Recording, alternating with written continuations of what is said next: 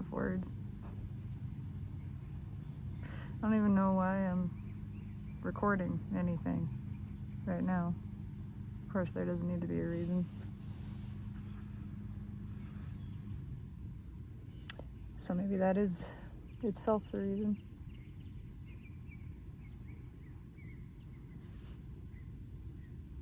Such a dichotomy of emotion here.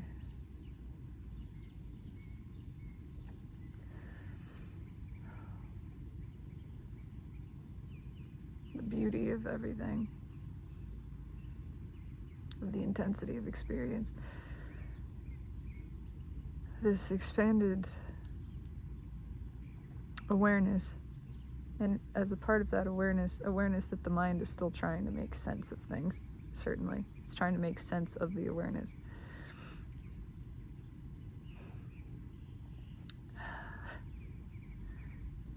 Aware that there's something, and perhaps more than one thing, that really enjoys the intensity of emotion. So if it enjoys it, is it really painful? But that juxtaposed against, is there also this unhappy self? Is there an identity? Is there an egoically constructed concept of self that is the unhappy one, that is thriving on or clinging to the painful emotions? Is it perpetuating them excessively in order to feed, to add to itself?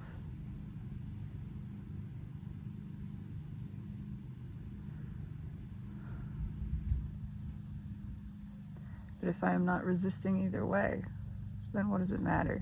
Am I really feeding anything if I am not resisting? If I am aware, if I'm conscious?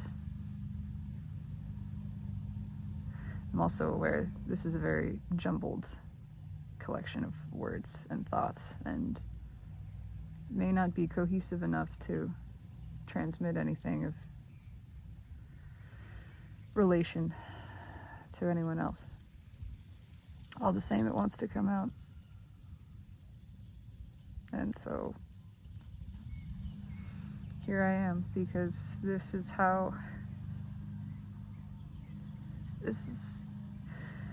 what I have. And it's not about anyone seeing this or not seeing this, although I am continuously shocked and beyond grateful for the witness of the beautiful souls that have gathered here, that have chosen to be here and to bear witness to these expressions. But ultimately, it isn't and cannot be about that. This is entirely selfish. This is entirely self speaking to self. My self, the self. Because that's the only way anything moves anyway. It can't be a performance, it can't be an act. It's not real, and it accomplishes nothing. And ultimately, I'm not trying to accomplish anything other than the pure expression of being as it is experienced by myself in this moment. And I do that for me, because I want to, because it feels right, because this emotion has to go somewhere.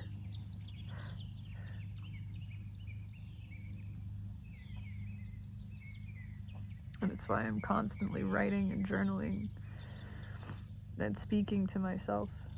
There's nothing that quite compares to this. Writing music, certainly. But this is free form and spontaneous and unstructured. And it is never the same twice, from moment to moment. It's a little bug friend with us. I don't even know what I'm saying.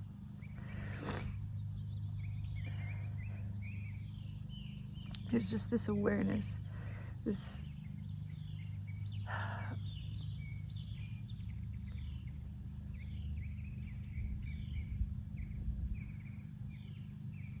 I can't even put into words. Awareness of the mind trying to figure it out. Awareness that there has been an unhappy identity. Certainly in the past there is awareness of pain, body, and of egoic identity that thrives on unhappiness and feeds itself and builds this identity of the unhappy self. There is awareness of that, and then there's the questioning of, am I feeding that? Am I feeding that?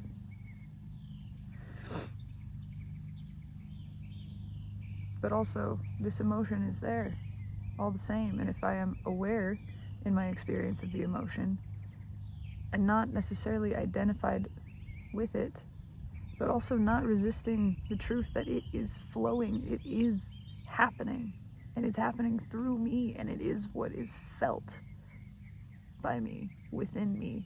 And even if I cannot claim it as mine, and I can witness the reaction of ego when I say something like, this is not my pain, I can feel the seizing of ego going, hey, but it makes me bigger when I call it mine. No, it's not mine. It is pain, and it is present, and it is being felt through this vessel.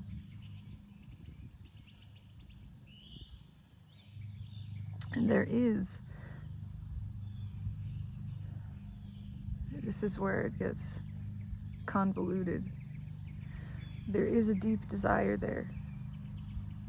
The desire is true, the desire is pure. It's the mental perception that somehow the desire is not being fulfilled, that there is absence, that there is lack. That's what creates this other sort of discomfort.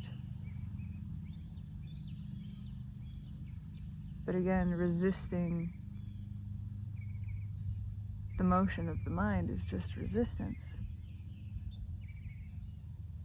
So instead of telling the mind that it is wrong to perceive that way, I can simply observe it, observe that it is perceiving that way, and not judge it, not ask it to stop, but just look at it to witness that there is a powerful desire here,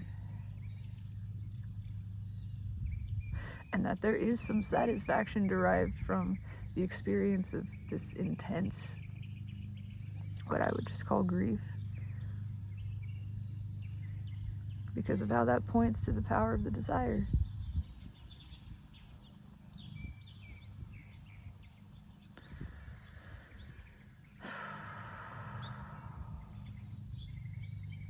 There's just so many layers.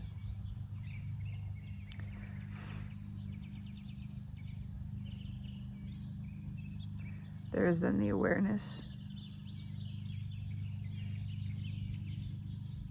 of appreciation for the desire itself.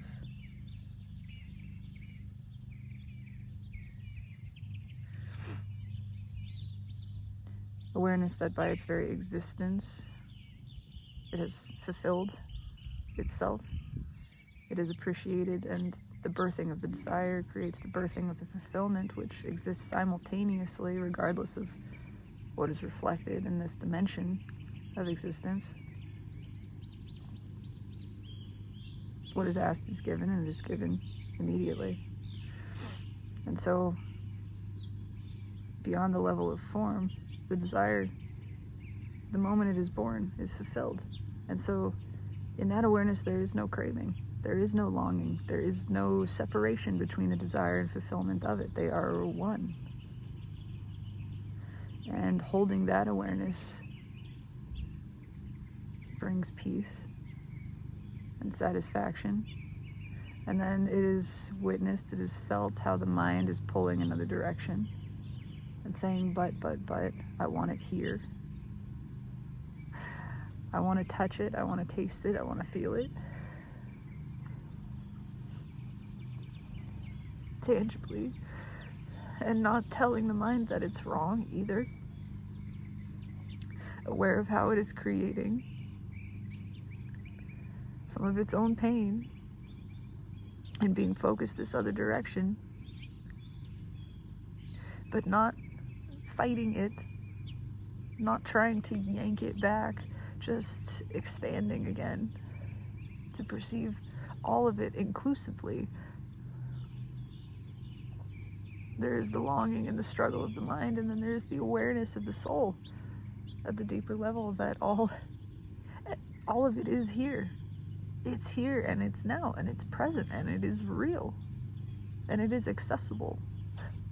Through feeling, the desire is able to be felt, and the fulfillment of that desire is able to be felt simultaneously, right now.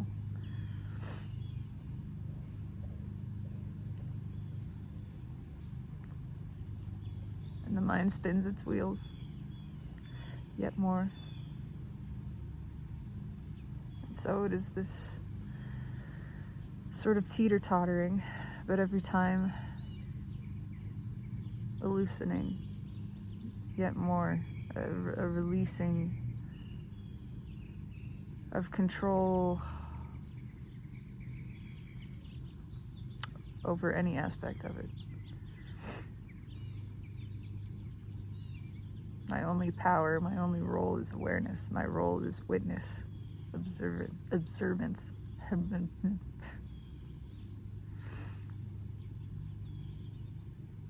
Not to tell the mind that it is wrong for being as it is.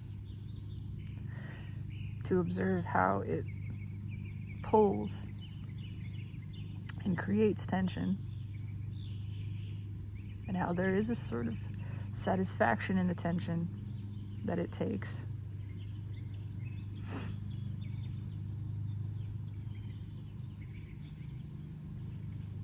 That is finding this balance between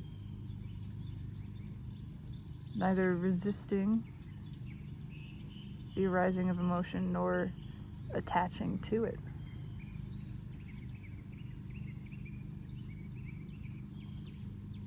And then the mind questioning, is it wrong to take some pleasure in the grief?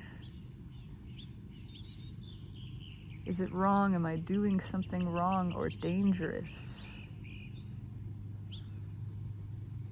in deliberately feeling grief? Deliberately allowing it? Perhaps even conjuring it.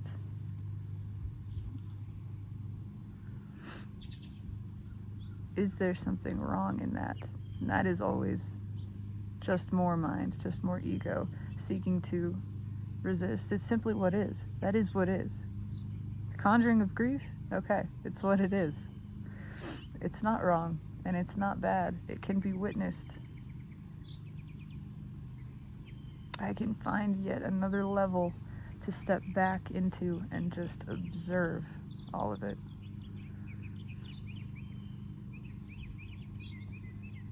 And again, if there is satisfaction in the allowing of that grief, the allowing of this experience of intense emotion, how could there be wrong anyway? As long as there is not resistance, as long as I can expand and wheedle myself into the focused perspective that is allowing. Whatever it is I'm allowing, it doesn't matter. The subject of allowance is irrelevant. The only thing that matters is that something is being allowed, is that allowing is the focus. Allowing is the standpoint, the foundation. And then, why should it matter whatsoever? The subject of the allowance, the condition which is being allowed. It is unconditional allowance. It does not matter if it is an external condition or an internal one, or some layer within those things, if I can find and stand in a place of allowance, acceptance of the behavior of ego, the behavior of shadow, of the mind, not resisting it and not telling it it's wrong for being as it is, and letting it be as it is, and letting everything be felt as the result of that. And how is there any suffering generated? That feels free. And so even in the pain, another bug, even in the witnessing a sort of twisted satisfaction with the pain, there is a deeper satisfaction with the allowance of that process. The allowance, the acceptance that there is something that craves this pain and that takes a deep joy from it. But instead of judging that, instead of pushing it away, it's just looking at it and saying, okay, you're allowed. You're allowed to feel that way. You are allowed to be that way. I can accept and even appreciate that.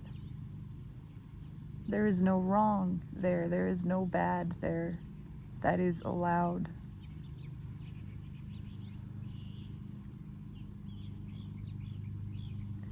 I can feel, again, how things try to pull.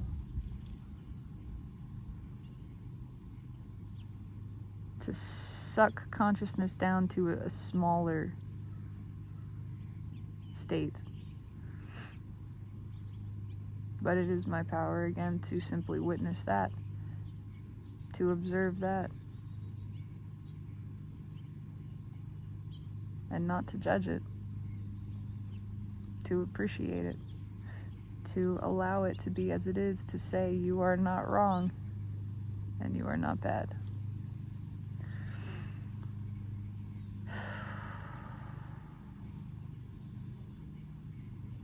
What a fucking trip it is to be consciousness in a physical form. What a fucking trip.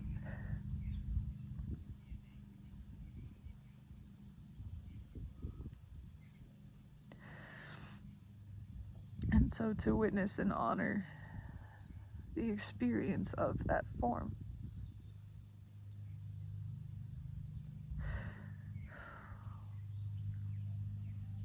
To honor its journey, its sensation.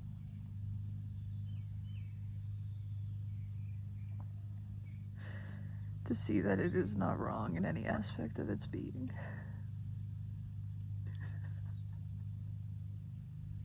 To honor what it feels as desire. To honor even its perception of unfulfillment or absence of desired.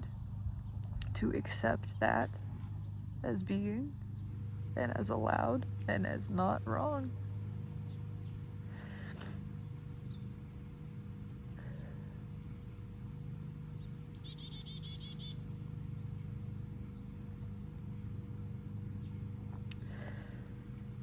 To see the gift of feeling as well as the power of releasing the care over feeling, releasing care about feeling, to see that all feeling may flow freely and be appreciated equally for being what it is, for being feeling, for being emotion, for being sensation. That is why we are here, to experience duality,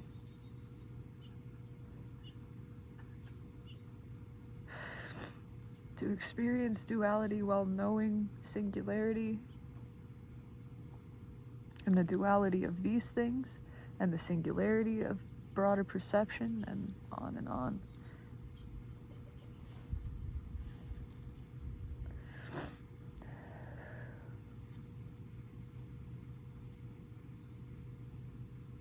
And there is a deep awareness that none of this is due to or changed by or affected in any way by conditions outside of the self. It is not affected by form. There is this strong longing and desire to share this with another, with one other specifically. That is a deep desire, but there is not a specific other, but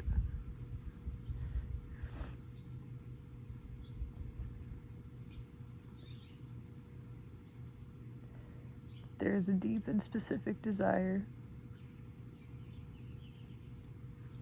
for intimate connection with one who sees and feels and experiences this way and has chosen freely to share this life experience in union with this self. But there is, paired with that, an intimate awareness that changes nothing. That doesn't change anything. It doesn't change satisfaction. It doesn't change joy. It doesn't change pain. It changes nothing. The condition of being with another in some relationship has no effect whatsoever on the experience, really. Because it is yet another condition, and all of this is unconditional. Nothing and no one makes feeling happen. Feeling is felt. Feeling arises. It may appear to be related to the condition, but it's more about the perception. It is because of perception. And so the power of perception lies always within my hands.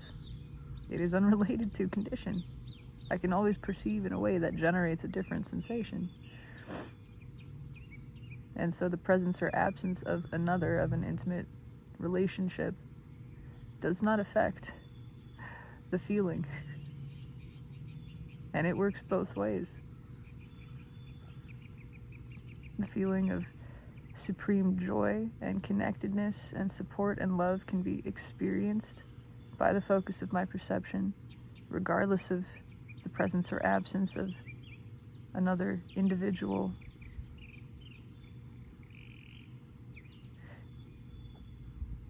And the experience of pain, of suffering, of separation, those sensations, that too is within the power of my focus, regardless of what is present or absent in the physical experience. And so ultimately it is not relevant whatsoever to the experience of consciousness as it lives in this form. Hey, I'm glad I have found my alley.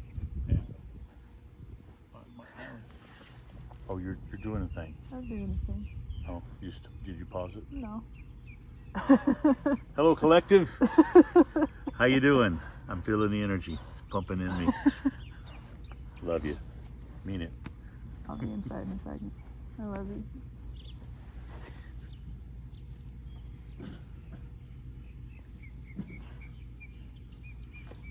That's my dad. I'll be right there. I'll be there in a sec.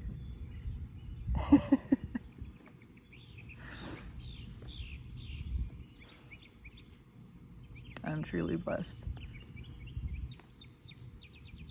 Truly blessed to have as a part of my experience such thoughtful and understanding and receptive, loving parents. Another thing that simply adds to and enforces the feeling of gratitude and the deep satisfaction that comes from that. But again, it is demonstrative of how the presence of something, an experience, does not dictate or define the experience of that thing being present.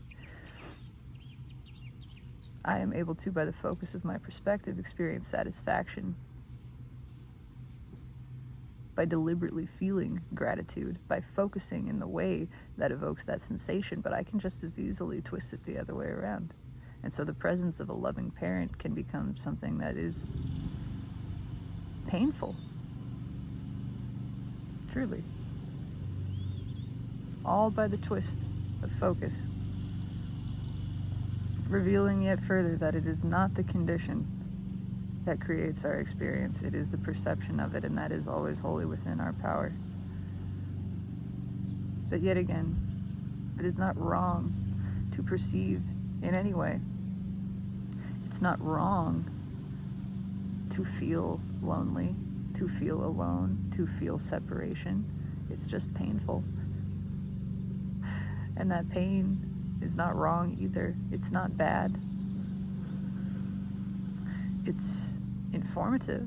It is indicative of a perspective that is not aligned fully, not expanded fully to the place of the highest self, which sees and perceives truly as everything actually is. And so pain becomes the evidence of a warped perspective. But again, it is not wrong. It is not bad to experience that perspective. It's just more contrast, and contrast is always clarity, and it is appreciated by ourself at the highest level. Our self is never even judging us for looking in a different direction. It's not judging us or resisting our resistance, the resistance of mind as generated by twisted focus. It doesn't call that bad. It doesn't try to change it. It lets it be exactly as it is. In fact, it appreciates and values it. It thrives as much in that experience as in the experience of focused and unfiltered love. Because it knows all of it is important, all of it is valued, all of it is perfect as it is, and ultimately all of it adds to, pushes us towards that perspective of flowing, unfiltered love. That is what all of it serves. It can't not. It all points to that. There's only one place for it to lead. All of these roads lead to the same place, and so it doesn't matter what road we take. Even a road that has tremendous suffering upon it is not wrong, it's not bad, it's a part of the plan, and it's working in our favor, and so we can't get it wrong. We can't get it wrong, even in indulging in the experience of pain or perhaps suffering. That's not wrong.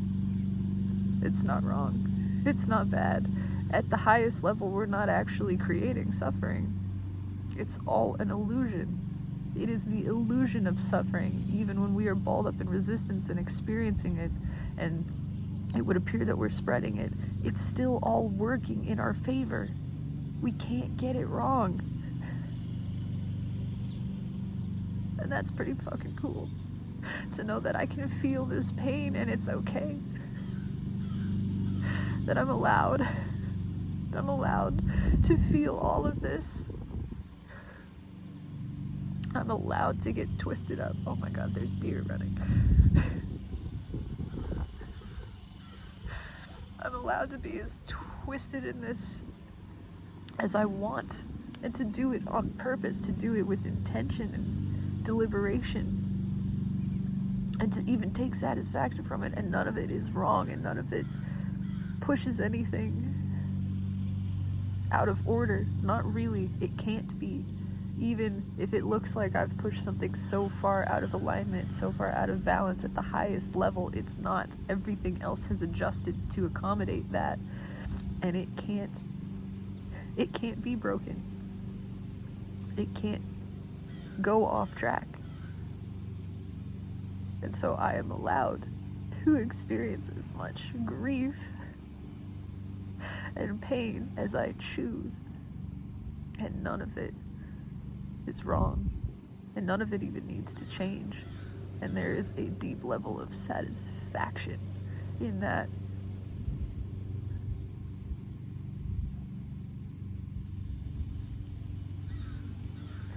To know that pain is not bad.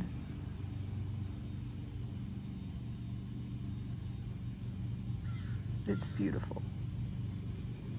And I'm allowed to appreciate it. And appreciate the experience of it. Thank you.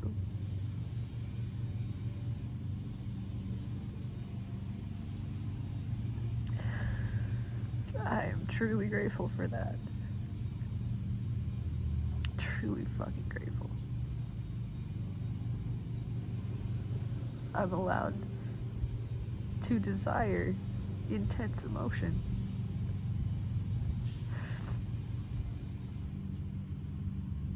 That's allowed.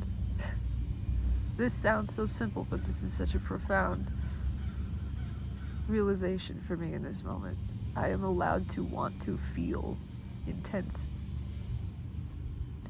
even pain. It's not wrong. It's not bad, and it doesn't change anything. It doesn't actually generate suffering, because suffering itself is an illusion. And so doing it deliberately, consciously, with awareness, there's not even any adding to the illusion. It's just deliberately experience, sensation. Because I want to. Because I want to feel all of the feelings. Because I want to feel everything here. I want to experience everything in this realm. Because that's what it's here for.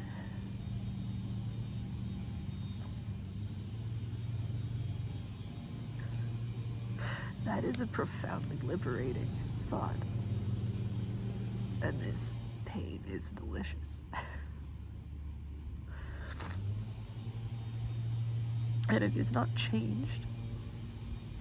It isn't not pain. There is still deep longing and desire and all kinds of things. But I'm feeling it on purpose and with total allowance and acceptance of it. Not calling it bad, not judging it, not thinking I shouldn't be doing this. No. A broader awareness that this is accepted, it is allowed, it is not wrong. In fact, it is good. It is in fact beneficial. It cannot buck any current of well-being, it only adds to it. I cannot actually create suffering because suffering itself does not exist. And in my allowance, my deliberate allowance of this experience of myself to experience whatever is being experienced, to in fact desire intense emotion, I am expanding. I am in fact expanding and adding to consciousness and adding to the well-being of all of it. That is pretty fucking cool. So none of this has to change. None of this has to change. I'm allowed to cry, to feel, to writhe, and to take satisfaction in that experience. And everything in this, as in all things, is exactly as it should be. Fuck yeah.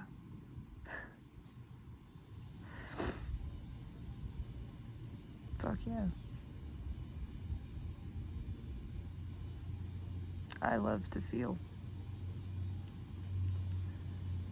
And I am very grateful to feel. So it is. If you are one who has witnessed, thank you. I am truly blessed by it, by your being, and choosing to be here to share this presence, this experience, this awareness, this evolution of consciousness as it is happening. To feel freely and to feel empowered by the freedom of that feeling, the liberation of sensation, the liberation of emotion,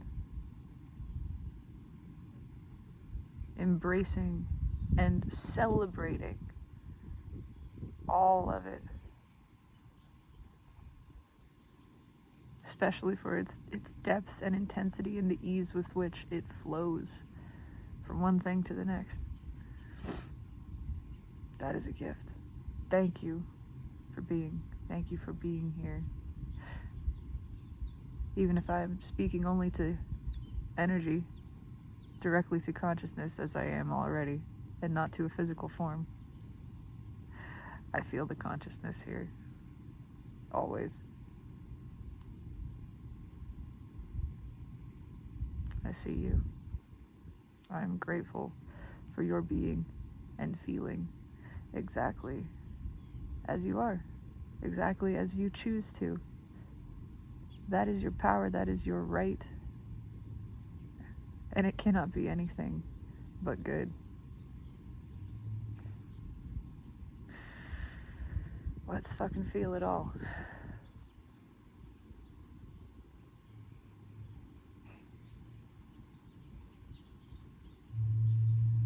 I love you. Thank you for being. So it is.